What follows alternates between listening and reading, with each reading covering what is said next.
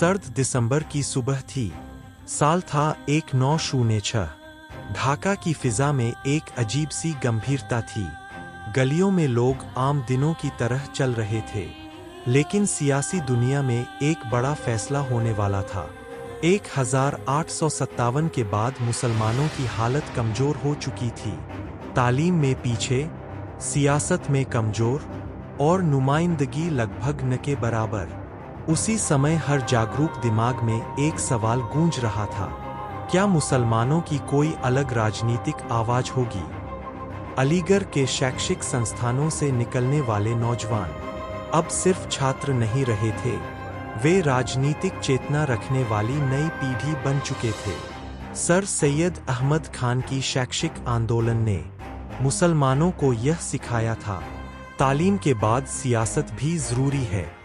यही सोच आगे चलकर एक राजनीतिक आंदोलन में बदलने वाली थी। नवाब सलीमुल्लाह खान, ढाका, मुस्लिम लीग की स्थापना के महत्वपूर्ण मेजबान, मुसलमानों के राजनीतिक अधिकारों के मजबूत समर्थक।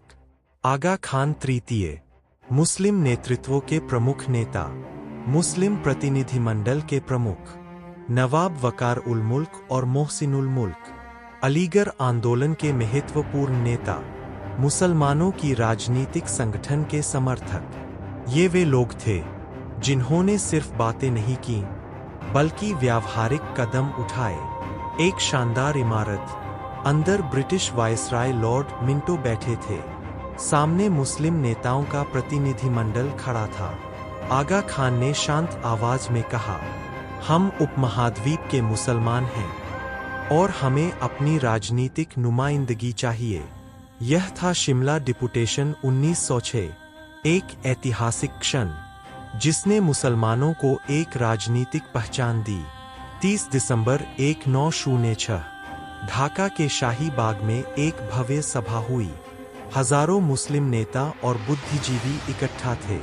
नवाब सलीमुल्लाह खान ने घोषणा की, आज हम एक ऐसी जमात बनाएंगे जो मुसलमानों के अधिकारों की आवाज बनेगी। फिजा में खामोशी छा गई, फिर तालियों की गूंज उठी। उसी दिन ऑल इंडिया मुस्लिम लीग की स्थापना की गई। इस संगठन का उद्देश्य था मुसलमानों के राजनीतिक अधिकारों की रक्षा, ब्रिटिश सरकार के साथ संवैधानिक राजनीति, मुसलमानों की अलग पहचान को सुरक्षित रखना। यह सिर्फ एक पार्टी नहीं थी, यह मुसलमानों की राजनीतिक अस्तित्व की उम्मीद थी। उस समय मोहम्मद अली जिन्ना कांग्रेस में शामिल थे और हिंदू मुस्लिम एकता के समर्थक थे। बाद में यही शख्सियत मुस्लिम लीग के सबसे बड़े नेता बनने वाली थी। यह इतिहास का वह मोड़ था जहां एक बीज बोया गया जो आगे चलकर एक कौम की शक्ल में उगने वाला था। रात का समय, ढाका की सड़कें खामोश। एक नौजवान अखबार पढ़ रहा है जिसकी सुर्खी है, Muslim League founded 1906। वह धीरे से कहता है, अब हमारी आवाज भी होगी। ऑल इंडिया मुस्लिम लीग की स्थापना उपमहाद्वीप की राजनीति का एक टर्निंग पॉइंट था।